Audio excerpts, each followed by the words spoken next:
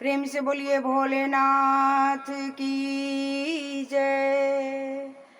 तीज बरतिया कैनी हो देवा, तीज बरतिया कैनी हो देवा, दिया आशीर्वादवा खरा बनी दुवरिया, दिया आशीर्वादवा खरा बनी दुवरिया।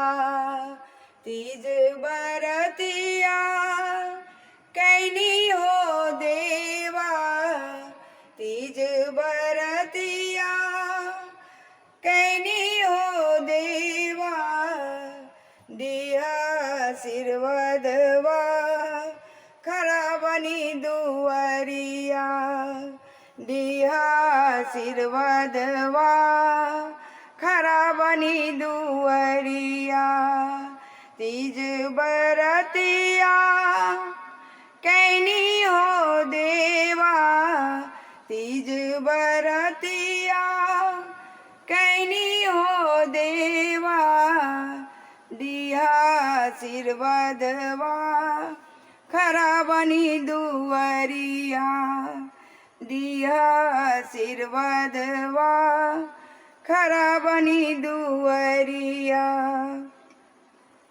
तीज बरतिया कैनी हो बाबा, तीज बरतिया कैनी हो बाबा, दिया आशीर्वादवा खरा बनी दुवरिया, दिया आशीर्वादवा खरा बनी दुवरिया, दिया आशीर्वादवा खरा बनी दुवरिया, दिया आशीर्वादवा खरा बनी दुवरिया।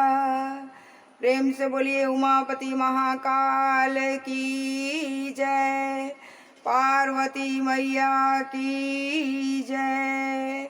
हर हर महादेव। शांति शांति शांति।